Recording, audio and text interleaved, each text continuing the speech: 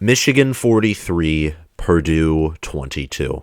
Apologies if I do sound sick in this video, it's because I am, but my voice is still functional enough and my mental capacity and attitude is still functional enough to record and talk about the sport I love and the team that I love, so I'm going to do it. Michigan played it very close with Purdue, very close, and they really only pulled away after Aidan O'Connell threw his second interception to Will Johnson, who picked him off twice, and then, like 3 plays later, JJ McCarthy has a 17-yard pass, a dot to Ronnie Bell in the end zone. That's really when the game was over with 9:06 remaining in the game. And I want to talk about this game because this is the game right here that gave me things to look at and things that I like and love, but it also gave me some concerns. I had Michigan, granted this was before I knew that Corum was going to be out for the year with surgery on his knee. I had Michigan at number 1 ahead of Georgia. Michigan to this day still has the better win. Beating Ohio State by 22 points in the Buckeyes' own home is impressive because the Buckeyes are viewed as the 4th best team in the nation. I and the coaches poll view them as the 3rd best team in the nation. Power rankings probably view them as the 3rd or 2nd best team in the nation. And Michigan whipped them in Columbus by 22 points. Georgia, by comparison, their best win is a 14-point win over 10-2 Tennessee that was just as dominant, but over an inferior opponent, and they themselves had home field advantage. But Georgia did something that Michigan didn't do. Georgia, after what looked like LSU was going to drive and score and get the game off to a favorable start, if you looked at the win probability, and I love statistics, I love win probability, you look at that, and the graph was showing an upward, almost close to exponential trend in favor of LSU. And then they tried to settle for a field goal. It was blocked. You could tell LSU and Brian Kelly aren't elite at coaching because their special teams unit stood there, and Georgia picked it up and returned it for a touchdown. And then LSU responded with the Kayshon Boutte touchdown, but then Georgia went on a 28-0 run, and then LSU closed with a field goal to make the score 35-10 at the half in favor of Georgia. Georgia assassinated LSU. And there were things about the game that told me that Georgia's not invincible. This Georgia team still has the vulnerabilities of last season. Their secondary will be exposed by a team like Ohio State. And now that Michigan is JJ McCarthy, more mobile quarterback, a quarterback with a better arm, a quarterback with an arm with good decision-making, with sprinkles of NFL talent either within himself or at the wide receiver position, and a good O-line will score points on Georgia. And LSU they don't have an offensive line. Jaden Daniels was sacked into injury this whole season, and in this game actually, not Doug Nussmeier, but Garrett Nussmeier, Doug Nussmeier's son, entered the game and torched that secondary. But anyway, Michigan wasn't able to pull away until the 4th quarter against a Purdue team that is much more efficient than LSU, but a Purdue team that, if we're being honest here, they've struggled all year. A Purdue team that was never in it against Wisconsin or Iowa. And Jeff Brom's a great coach. I hear that he is rumored to head to his alma mater, the University of Louisville, later today. But those are just rumors for now. It was a great game by Purdue. Aidan O'Connell, I thought, played one of his better games of the year. It just stunk for him that he faced the best defense that he had faced all season, outside of maybe facing Iowa. But the best or second best defense he's faced all year, he took on in Indy. And both teams actually had the same amount of red zone trips, but Purdue scored a touchdown and 5 field goals while Michigan scored 6 touchdowns, and they also had a 2-point conversion, hence that 21-point win, despite Purdue outgaining Michigan by 70 yards, having 10 more first downs, and having 7 more minutes of time of possession. So Michigan, they're 13-0 for the first time ever. Michigan has had 13 wins in a season. They have a chance to get their 14th and 15th win if they beat TCU in the semifinal and if they win the national title. And I, as a Michigan fan, think that my team can do it. I absolutely think they can. I also think that Ohio State and Georgia can. It's going to be much harder for TCU to win it all, but they're in it for a reason. They have the most top 25 wins, and they might be the most clutch team here outside of Michigan. But let's get into the analysis part of it and get into talking about some things that I like and didn't like. Michigan played bend but don't break against Purdue, and they never broke outside of that first touchdown. 10 plays, 92 yards, 5 minutes of TOP. Purdue responded and tied at 7-7. And then they actually took the lead at one point with a field goal. At one point, it was 10-7 in favor of Purdue. Michigan, throughout the game, trailed Purdue in total yards, in first downs, and time of possession, much like they did, mind you, against Ohio State, by the way. Michigan ended the game against Ohio State with slightly more yards, and I think less or around the same amount of first downs, but with less TOP. Michigan, of course, in both of these games, won the turnover battle, were more efficient in the red zone, played that bend but don't break defense, and they had their key moments, and they still had their explosive plays. Donovan Edwards with his 27-yard TD run. He also had like a run of 50 yards, I think maybe even more than 60 yards is what he had on the opening drive after the second half. It was a long of 60.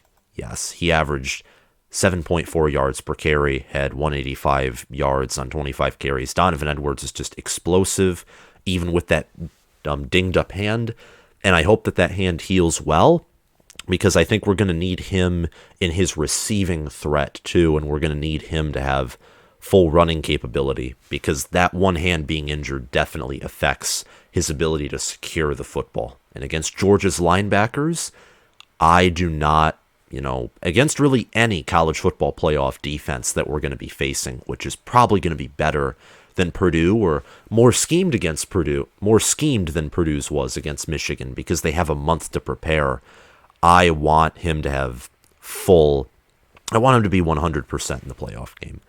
But Michigan played a bend but don't break defense, and that combined with Purdue's red zone failures, Purdue being ultra conservative in calling 5 field goals, they were down by 9 points, and then Ronnie Bell got that touchdown and Michigan got that 2-point conversion. You're down by 17 and you choose to kick a field goal with 5:07 left. You're not going to get 2 touchdowns in that time frame. Got to go for it if you want to win. And you could argue even beforehand when Purdue was down by 12 against Michigan in the early fourth quarter. You go for it. You don't kick the field goal there. Mitchell Finneran, he was 5 of 5 on the day, which, seeing that he wasn't rated as a very high kicker before today, but he went 5 of 5. He was clutch. There were times where he almost missed it, but he always snuck it in. 5 of 5, 1 of 1 in extra points. He had a long of 45, which was actually his career long of the season. Brought him up to 75% in field goals, which that just shows you how inconsistent he was before this game. Purdue's red zone failures it buried them in that second half. And Michigan without Corum is still an elite football team. Purdue entering this game was 3-0 against AP top 3 teams. The teams that they had beaten at the time were top 3 were 2018 Ohio State, who went on to actually finish the year as a top 3 team with a 13-1 record. They beat Iowa last year, who was finished 10-4 in top 25, and Michigan State, who finished 11-2 and was top 10. Michigan pulled away. Purdue, I do think, is better than their Citrus Bowl opponent LSU, so I'm excited to see how that game goes, especially if the rumors are true and Jeff Brom becomes Louisville's head coach. But with the transfer portal, the coaching carousel, NIL, the college football landscape is changing rapidly. There's a lot to talk about. And on my live stream tonight, I am actually going to talk a lot about the transfer portal. So make sure you hit that notification bell, subscribe to my channel, like this video, and comment your thoughts on the Big Ten Championship game down below. But most importantly, hit that notification bell so you can get notified when I go live tonight at 7 p.m. Eastern Time. Michigan without Corum, they're still elite. Corum nearly had 1,500 rushing yards. He had 18 rushing touchdowns, averaged around 6 yards per carry. It stinks. We might never see him again in a Michigan uniform. It would be cool. It'd be cool if he came back next year, but if he doesn't, no harm, no foul. He helped Michigan achieve this 13-0 record, despite the fact that he played 2 carries against Ohio State and didn't play against Purdue. He got us here. He helped us beat Illinois. And if you tell me that no, he didn't, well, he did score Michigan's sole touchdown. He scored Michigan's sole touchdown in that game, I think. Yeah. Michigan had 4 field goals, 1 touchdown. Illinois had 2 touchdowns and 1 field goal in that game. He helped us beat Penn State. He helped us beat Ohio State because Ohio State prepared for the game like he was going to play, and they sold their soul to stop that run game, which helped open up the pass. He has been a big contributor and big leader, and he's selfless too, delivering turkeys on Thanksgiving this year and last year, and he's a hard worker, and he wants to help. He wants to be a good upstanding person, and I applaud him for that, and I applaud him for his achievements. And I don't know if he is going to be in the Heisman ceremony in New York. It seems like Caleb Williams is still the favorite to win it, but having him at least appear in New York would be pretty cool to have, 2 Heisman finalists in a row, along with 2 of Jim Harbaugh's most successful seasons at Michigan. But this Michigan team, they're number 7 in scoring offense. They're number 5 in scoring defense. They're 13-0, 9-0 in conference. Donovan Edwards doesn't have the same power ability that Corum has, but his top-end speed and upside and receiving ability are better. And seeing that Kalel Mullings is getting more used to that role as a power back, running back, and CJ Stokes seems to be getting better and better each game he plays. With a whole month of preparation, I am confident that this Michigan team can play at an elite level and win the national title without Corum. Will it be harder than if Corum was there? Absolutely. But they can still do it. And seeing that this team is undefeated, I expect nothing less than that, if I'm being honest with you. JJ McCarthy is an elite QB at his best and woefully average at his worst. I liked a lot of things about McCarthy in this game. I also didn't like a lot of things. There was a moment on 3rd and long where he had Ronnie Bell, or he had a receiver wide open, and he decides to take off and run it. There was a potential face mask call that at the end of the day wasn't a face mask call, and McCarthy was complaining about it. It's understandable. You want to lobby for your team and have everything go your way, and that's one way you do it. But at the same time, it's like, dude, you could have thrown it and got the first down. And there were other moments where he had, where he threw it, and you could have ran and picked up 5 yards, or, ran and picked up the first down. He's inconsistent sometimes. Sometimes he tries to force things or play hero ball, kind of like Russell Wilson last year with the Seahawks to a certain degree. And his upside is crazy. When he is on point, he's one of the best QBs in the nation. But there are also times where, like that deep ball to Ronnie Bell, you could have thrown it a little more on point, or that catch by Roman Wilson that was later overturned. He could have thrown that more on point. You know which one I'm talking about. It was overruled. It was overruled early. And I think it might have, if my memory serves me correct, stifled what was looking like a solid Michigan drive. He was 11 of 17 for 161 yards, 3 touchdowns, and he threw an awful deep ball interception where I think he was trying to hit Ronnie Bell, but he overthrew him, threw it into coverage already, and Purdue just effortlessly picked it off. McCarthy on the year, after the regular season and championship week concluded, has thrown for 20 touchdowns, 3 interceptions, He's passed for 2,376 yards. He has a 79.0 QBR, which is 16th in the nation, and he has a 155.4 passer rating, which is 14 points higher than Cade McNamara last year, and his QBR currently is nearly 10 spots higher than what Cade's was at the conclusion of the 2021 season. So no doubt Michigan has made an upgrade, and I would say a sizable upgrade at QB. At the same time, though, as I mentioned in my video talking about Michigan and Ohio State both entering the playoffs and what I think they need to do as an early preview, McCarthy, he can afford to play and have some inconsistencies in his play, I think, when facing TCU, because I don't think TCU's defense is good and physical enough and their offense isn't talented enough or balanced enough overall to, to score on Michigan's defense, and their defense I don't think it'll really stop Michigan's offense from just grounding and pounding. But against Georgia and against Ohio State, he has to play like he did in those final 3 quarters against the Buckeyes in the game, in this year's edition of the game, where he threw tons of deep balls perfectly, he made good decisions, he ran with poise and with force, not sliding too early because he's fearful of getting hit, but picking up contact yards, and sometimes sliding in that game, being wise, making near-perfect judgment. He has to do that if Michigan wants to win a national title, but with a month of preparation and what looks to be, this isn't out of arrogance, this is just out of being honest, whether it's from a football power ranking standpoint or a matchup standpoint, Michigan does have an easier game to play than Ohio State or Georgia do. It's just a fact. Donovan Edwards had another great game on the ground, along with Kalel Mullings.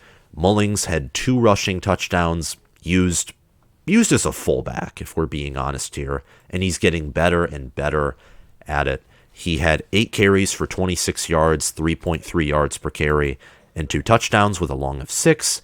Donovan Edwards had 25 carries for 185 yards, 7.4 yards per carry, and 1 rushing touchdown. Overall, Michigan had 225 rushing yards, they averaged 5.9 yards per carry, and they had 3 rushing touchdowns. Most of those yards coming in that second half. So Michigan, being a second half team, on the ground, through the air, overall performing at a very high level. Donovan Edwards, on the year, and in his past 2 games, he has had over 400 rushing yards. Yeah, he's had over 400 rushing yards in his past 2 games, 3 rushing touchdowns, averages 8 yards per carry. It's crazy. He has nearly 1,000 rushing yards on the year on 117 attempts, 7 touchdowns, averages 7.5 yards per carry. He's going to be on my all Big Ten team, on probably 3rd team, maybe 2nd team, but that might be stretching it. And I'm going to be releasing that video this week. I just want to do some more research, and I think that players who played in the championship game, they should have their stats in that championship game should be counted toward them. They should be rewarded for appearing in Indy. Michigan's defense played a bend but don't break game, and the Wolverines never broke. We already went over this. Michigan allowed, look at what the Wolverines allowed. They allowed 500 yards almost, 456 yards, and only 22 points. And they had 2 turnovers. They allowed 27 first downs. Purdue had more TOP, but Purdue was 9 of 18 on 3rd down, 1 of 1 on 4th down. Most of those failed 3rd down conversion attempts were in the red zone. Purdue also had speaking of that 4th down conversion, a nice, well-executed fake punt that they totally got from that. They totally got that from that Ohio State game, and they executed it well. So congratulations to them. Aidan O'Connell and Charlie Jones played one of their better games all year. It was just, again, they faced a great defense. Charlie Jones had 13 receptions for 162 yards. Every time the ball was thrown to him, almost, Charlie Jones caught it and beat whatever defender was on him. And that's how good of a wide receiver Charlie Jones is. Charlie Jones, this year, 1,361 receiving yards, 12 receiving touchdowns. He averages 12.4 yards per reception. Fantastic wide receiver. Aidan O'Connell was 32 out of 47 for 366 yards and 2 picks. Statistics, they won't tell you that he had a great game.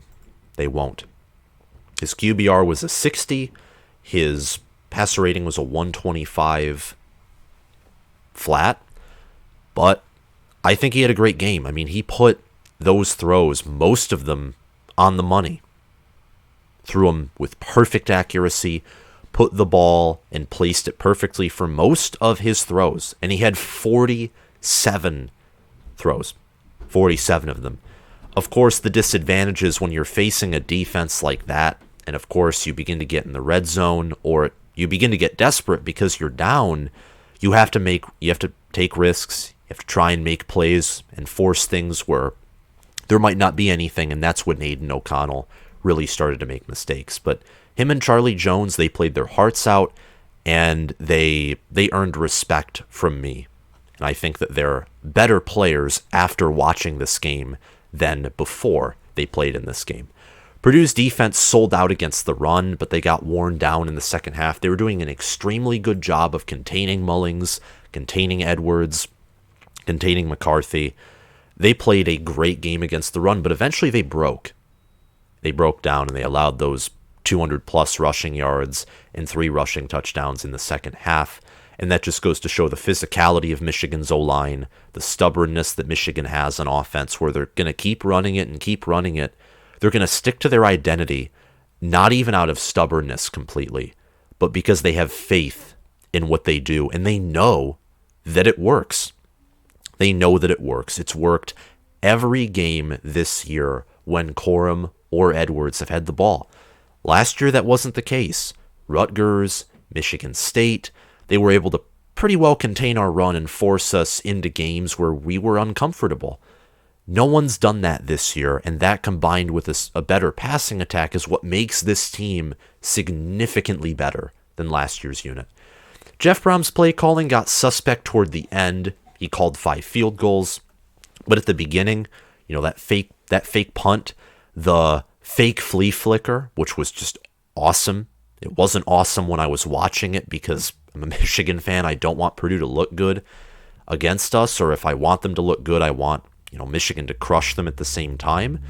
But in retrospect, that was a fantastic play. He called some fantastic plays, but he was too conservative consistently throughout the game, and that did not help Purdue in earning their 5th loss of the season. Purdue finishes 8-5, Michigan 13-0. Michigan will take on TCU in the Verbo Fiesta Bowl, and Purdue will play in I think it's the Cheez-It Citrus Bowl, I think is what it is, this year against LSU and Brian Kelly. And that's all I have to say for this video. If you liked it, please hit that like button, hit the subscribe button, click the notification bell, and comment your thoughts on this game down below. And make sure that if you're listening on Spotify, you're following the channel, or if you don't want to miss my live stream tonight at 7, please hit that notification bell so you can get notified when I go live. Thank you guys for watching, and I'll see you around. Bye.